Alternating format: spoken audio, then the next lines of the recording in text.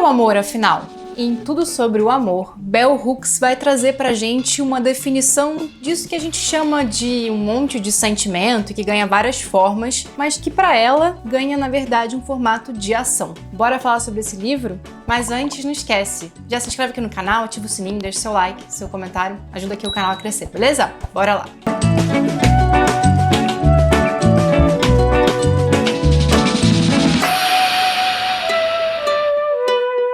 Antes de entrar aqui propriamente nesse livro, eu quero contar um segredo pra vocês de como que foi a minha experiência de leitura. Eu comecei a ler esse livro super empolgada e eu, na verdade, achei bem chata a leitura. Achei super prolixa, achei que ficava enrolando.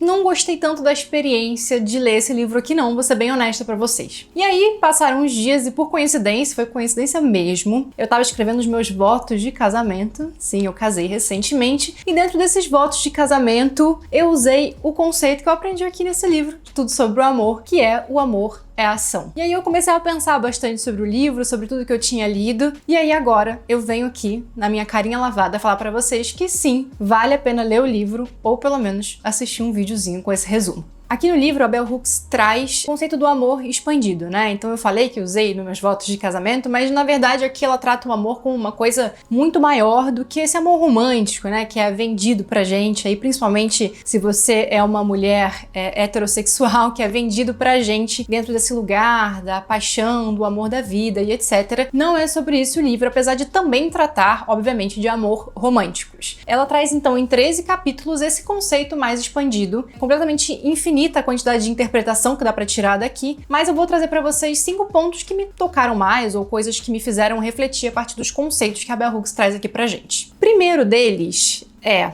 amor é diferente de tesão. Não, ela não usa essas palavras, mas é uma forma mais tranquila aqui de traduzir. E a boa notícia sobre amor não ser tesão é que, gente, tesão você encontra aí, meu Deus, na vida, tá fácil encontrar tesão. Não tô falando só do tesão unicamente por uma outra pessoa e sexualmente falando, mas em vários contextos, né? E parece que é simplista, mas não é. Porque eu começo a pensar um pouco, né, dentro desse lugar de mulher que se relaciona com homens e que também tem outras mulheres, amigas que se relacionam com homens, dentro desse lugar das expectativas, né? Então quantas e quantas vezes eu ou já não falei, ou já escutei, né, das minhas amigas e as pessoas próximas falando: ai, mas a gente briga, ou a gente tem esse problema tal, a gente se trata dessa forma, mas no fundo a gente se ama. E aí, quando você começa a olhar sob essa perspectiva de que amor é ação, não coexiste uma coisa com a outra. Então, se uma pessoa te negligencia, se uma pessoa te trata mal, se uma pessoa abusa de você em vários, né, infinitos sentidos que isso pode ter, isso, na verdade, meus amores, não é amor. Isso, na verdade, pode ser uma outra coisa. E aí as pessoas justificam, né? Nesse a gente se ama, a gente se quer bem, a gente não sei o que, mas tem alguma coisa inexplicável que me junta a ele. E é aqui que entra essa historinha dessa palavra que ela fala aqui, que não é tesão. Ela usa uma palavra muito melhor do que eu, que é catexia, né? Então, só dei uma traduzida aqui pra linguagem chula. Mas a catexia, que é essa atração inicial que a gente sente por uma pessoa, essa coisa, esse envolvimento, e que muitas vezes a gente se dobra a esse envolvimento. Quando, na verdade, de repente, ele é só isso mesmo, viu? Tá tudo certo, tá tudo tranquilo, tudo beleza.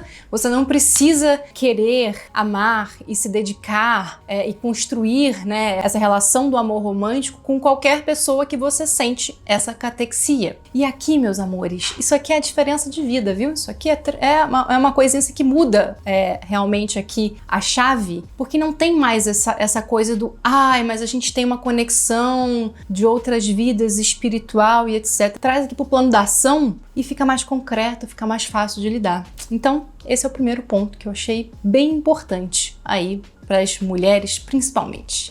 O segundo ponto é que o amor não coexiste, então não anda junto ali com estruturas de poder e de dominação. Vamos dar uns 3 passos para trás aqui, para a gente pensar nessa frase, que é: tirando o conceito do amor romântico, essa frase faz extremamente sentido pra mim, né? E aí eu vou trazer um contexto nada a ver. Por exemplo, eu estudo sobre negócios de impacto. Não tem nada a ver com isso aqui, mas tem a ver. Porque dentro dessa linha de estudos de negócio, de impacto positivo e etc., se fala de levar mais amor pro mundo dos negócios. Por quê? Porque a gente está tentando mudar um pouco as estruturas de poder. E aí, passando por um contexto de um amor mais, né, no sentido aqui pessoal, isso faz um sentido muito completo pra mim. Porque eu não sei vocês, mas eu já tive outras experiências em outros relacionamentos da vida e com certeza também conheço pessoas que têm essa mesma experiência, tanto de amores românticos quanto de amizades ou qualquer outro tipo de relação humana em que a estrutura de poder é extremamente dominante, né? E quantas vezes eu mesma já me peguei achando que eu tava numa estrutura mais fraca, né? Dentro desse lugar de um tem mais poder do que o outro, eu me sentia com menos poder, e quantas vezes eu não quis me tornar a pessoa com poder.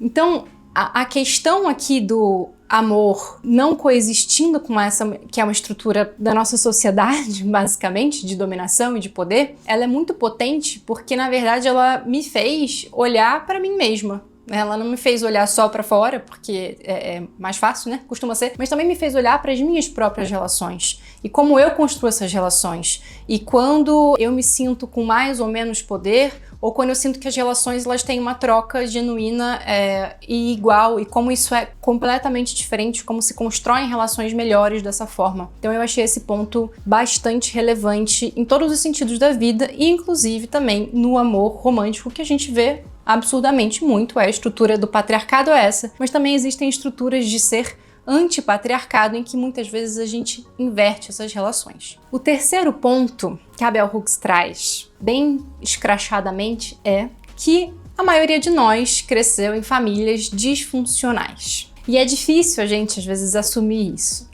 Ou quando a gente começa a fazer análise, começa a fazer algum tipo de terapia, esse auto-olhar, a gente primeiro passa por um momento, talvez, né, de assumir, de reconhecer essa estrutura disfuncional. Aí a gente passa pelo momento da raiva, né, que a gente culpa nossos pais aí por tudo que acontece, por tudo que já fizeram e etc e tal. E aí depois você vai entendendo que nossos pais vieram de famílias disfuncionais porque estamos numa sociedade disfuncional, e aí você vai fazendo a retrospectiva e você fala, ixi, acho que não tem uma culpa muito individualizada aqui nessa parada, não. Fato é que, independente do porquê, a gente, sim, a maioria esmagadora de nós cresceu em famílias disfuncionais. O que são famílias disfuncionais?